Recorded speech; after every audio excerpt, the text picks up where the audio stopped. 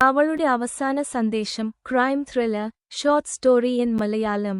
കോഴിക്കോട്ടെ പെയ്തിറങ്ങുന്ന മഴയിലായിരുന്നു ആ ഫ്ലാറ്റ് ഡോറിന്റെ മുന്നിൽ നിന്നത്.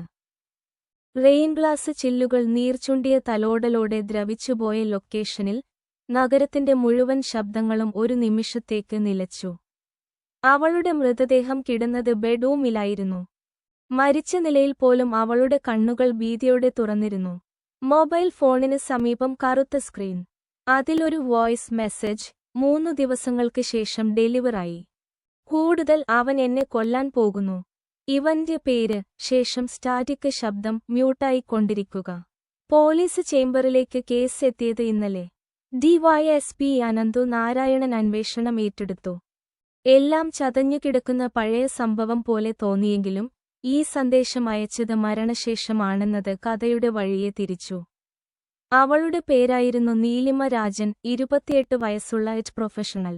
ഒറ്റയ്ക്കായിരുന്നു താമസം. കൂട്ടുകാരില്ല.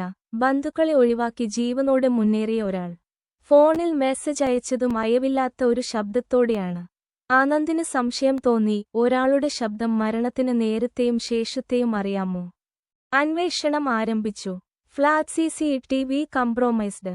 മൊബൈൽ ഡാറ്റയിൽ അവസാനമായി വിളിച്ചത് കൃഷ്ണദാസ് എന്ന ജോലിത്തെരുവിലെ സുഹൃത്ത്. സൈക്കോളജിയിലെ MSc ഫയൽ കോഴ്സുകാരൻ. ആദ്യത്തിൽ തളർന്ന. പിന്നെ ഉറച്ച ശബ്ദത്തിൽ അയാൾ പറഞ്ഞു, അവൾ എന്റെ സൗഹൃദം മാത്രം വേണ്ടിയെടുത്തില്ല. കളിച്ചേ. ആനന്ദിന് അർത്ഥമാവുന്നു, ഈ കേസിന്റെ രഹസ്യങ്ങൾ മനസ്സിന്റെ ഇരുണ്ട കോണിലാണ്. ഒരു പഴയ കുറ്റക്കേസിന്റെ ഫയൽ നമ്പർ ആനന്ദ് പരിശോധിക്കുന്നു. K17. അതിൽ നിന്നാണ് ഇയാളുടെ കഥ പിറക്കുന്നത്. 2017-ൽ കൃഷ്ണദാസ് ഒരു സഹപാഠിയെ മാനസികമായി പീഡിപ്പിച്ച കേസിൽ മാനസികാരോഗ്യ കേന്ദ്രത്തിൽ പ്രവേശിപ്പിക്കപ്പെട്ടിരുന്നു. പിന്നീട് നിലവിൽ ഭീഷണിയില്ല എന്ന് വിലയിരുത്തി വിട്ടയച്ചു.